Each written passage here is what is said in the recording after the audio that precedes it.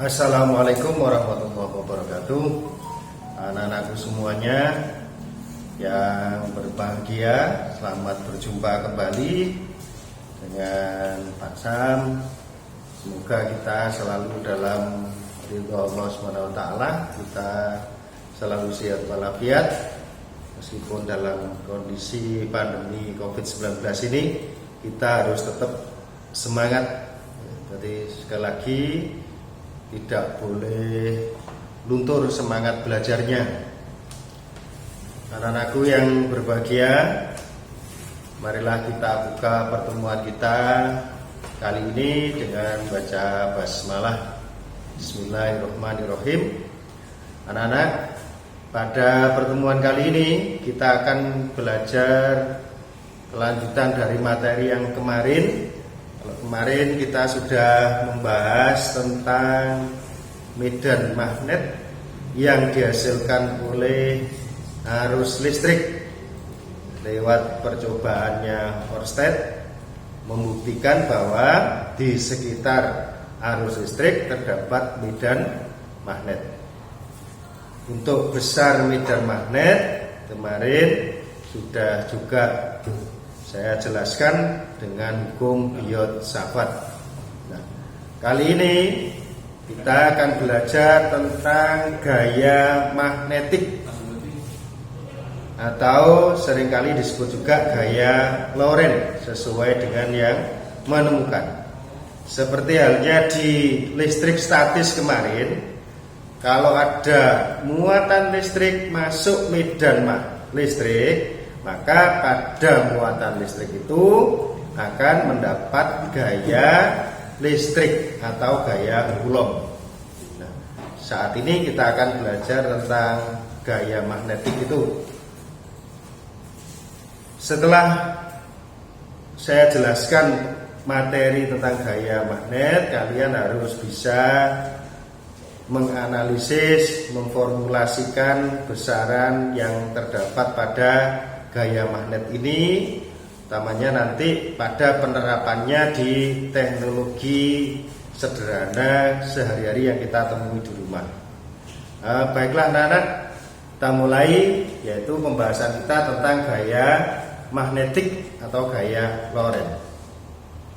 Masih ingat definisi gaya listrik tadi yang sudah kita bahas awal di kelas 12? Kalau gaya listrik, gaya yang dialami oleh muatan listrik ketika muatan listrik itu masuk medan listrik. Atau dengan kata lain, gaya listrik ya gaya yang ditimbulkan oleh medan listrik. Itu kalau gaya listrik. Nah, sekarang kalau gaya magnet apa? Ingat-ingat pengertiannya ya. Gaya magnet atau gaya Lorentz yaitu gaya yang ditimbulkan oleh medan magnet.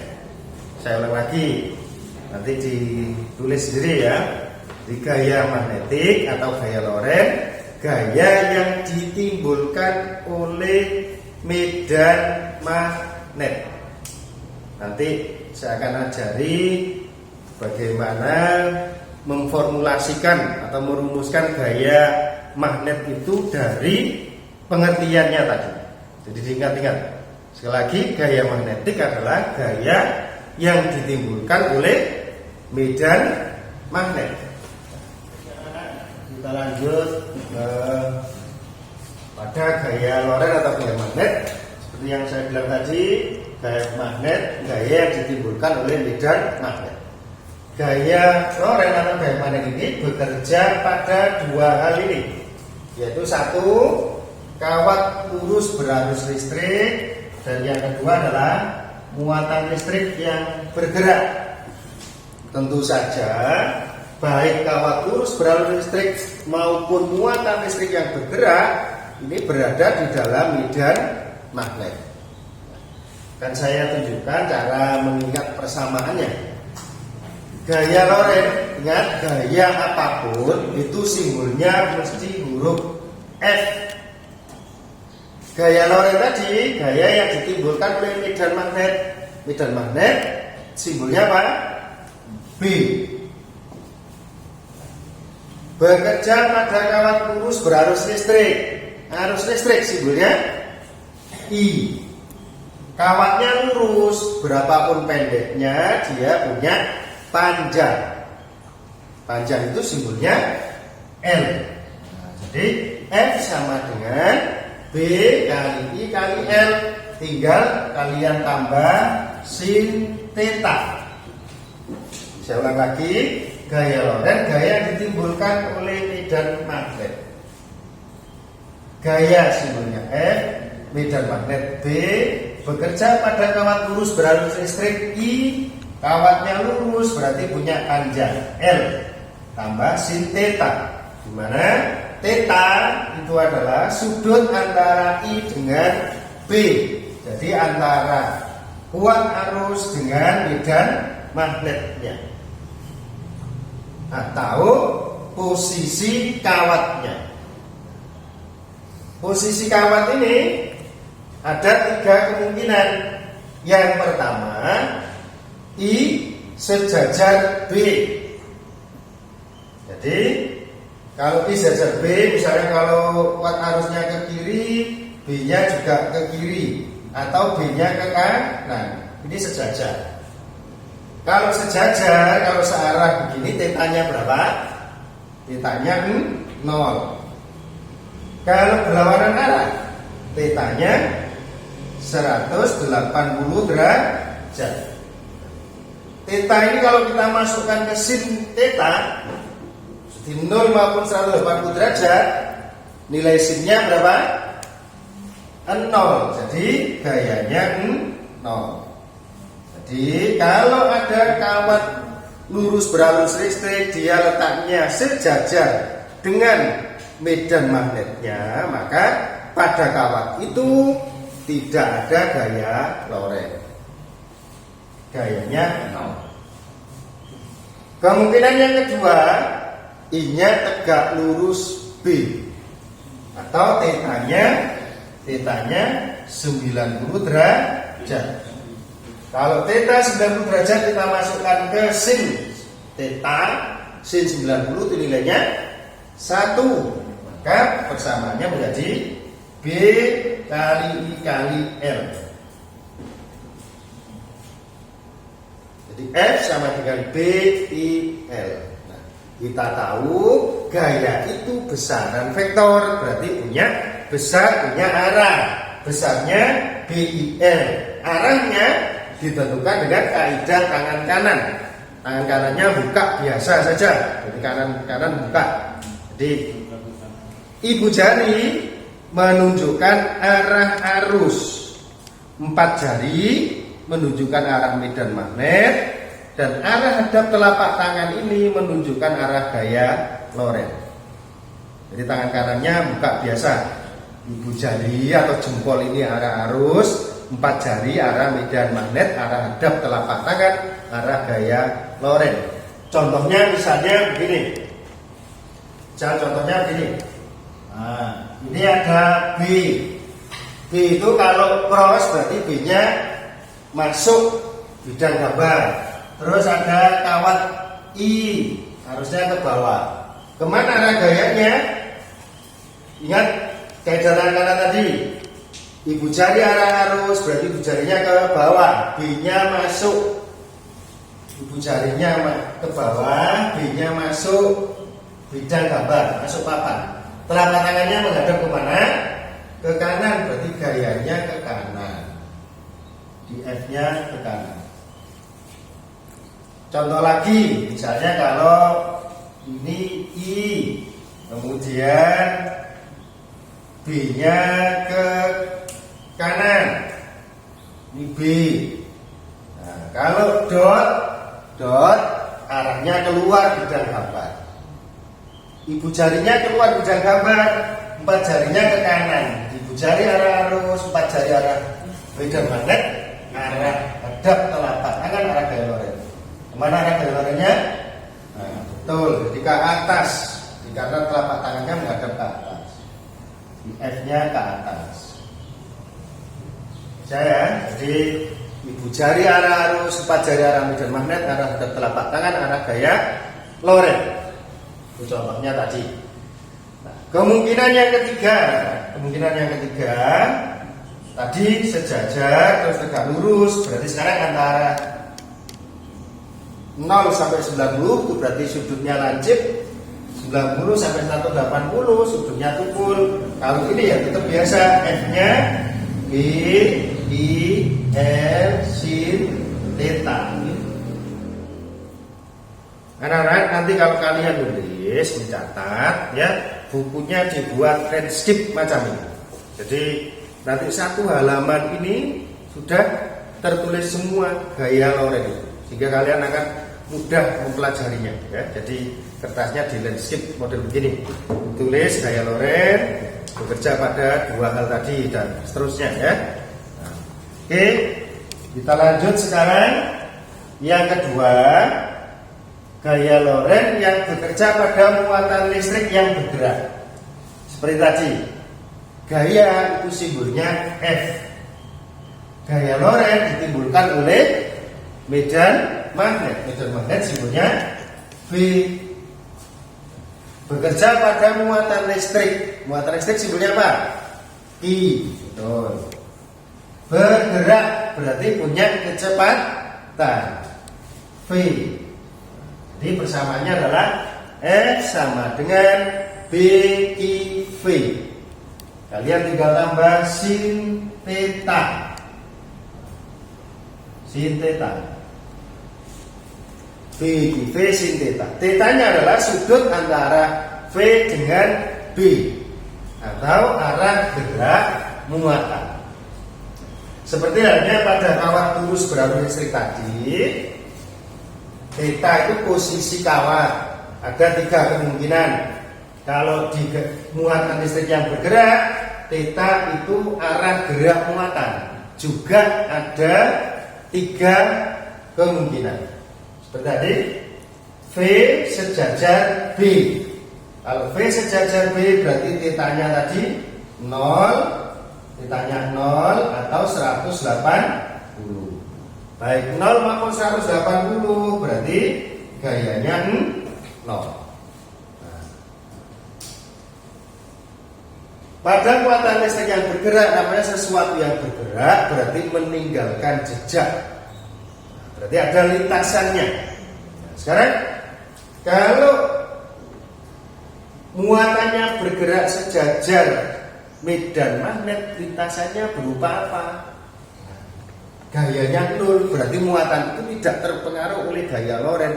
Berarti muatannya, geraknya tetap bergerak lurus. Berarti lintasannya berupa garis lurus. Lintasannya berupa garis lurus. Kemungkinan yang kedua, V tegak lurus B. Berarti thetanya 90 derajat. Masukkan ke sin theta, sin 90 1. Berarti F-nya sama dengan B Q V. B Q V. Terus lintasannya berupa apa? Nah, kalau lintasan kita tahu, untuk mengetahui lintasannya, berarti kita pakai kaidah tangan kanan lagi. Ya, jadi kanan kanannya tetap buka biasa. Jadi kalau di BIL, I-nya ibu jari, B-nya 4 jari, arah hadap telapak tangan, arah gaya Loren. Sekarang kalau pada BIV, tinggal ganti ibu jari yang tadinya I diganti V. V, 4 jarinya B, arah hadap telapak tangan, ini arah gaya Loren. Tapi ingat, muatan itu kan ada dua, ada muatan positif dan negatif. Untuk arah hadap telapak tangan gaya Loren itu berlaku untuk muatan positif. Muatan positif. Untuk muatan negatif, ya tinggal balik. Jadi telapak tangan baliknya apa? Punggung tangan. Itu kalau muatan negatif. Sekarang contohnya ini misalnya. Ini ada B, sekali lagi kalau ada tanda cross itu berarti masuk bidang gambar. Terus ada muatan positif plus bergerak ke kanan. Kemana arah gayanya? Ibu jari arah medan magnet, arah hadap telapak arah 4 jarinya arah medan magnet. Nah, telapak tangannya menghadap kemana? Ke atas. Jadi gayanya arahnya ke atas. Muatan mau bergerak ke kanan, ditarik ke atas, berarti muatannya akan belok. Nah, berbelok. Ya, nah ini bergerak ke atas. Kemana arah gaya lorengnya? Ibu jarinya ke atas, 4 jarinya masuk, cross masuk.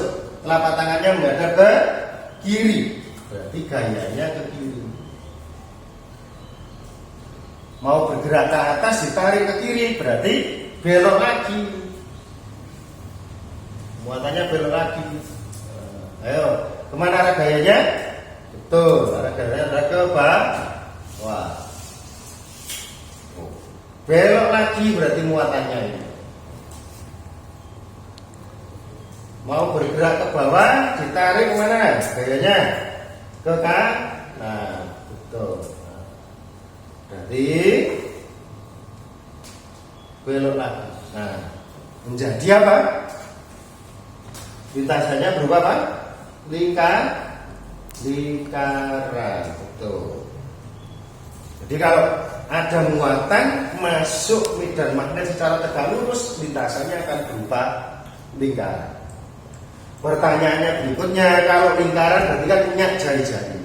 Berapa jari-jari lingkarannya? Ingat, tadi gaya lorennya adalah BIV. Kemudian masih ingat, untuk gerak melingkar ada gaya yang ke pusat namanya gaya sentripetal. Apa? MV kuadrat per R. Gaya sentripetal gaya yang menuju pusat. Gaya menuju pusat gaya loren. Ya berarti gaya loren itu ya gaya sentripetal.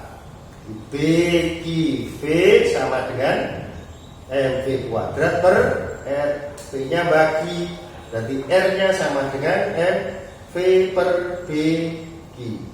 Ini adalah jari-jari lintasannya tadi. Dengan M berarti massa muatannya. Massa muatan, V kecepatannya, B medan magnet, I-nya besar muatan. Bisa ulang lagi ya. Jadi untuk muatan yang masuk tegak lurus,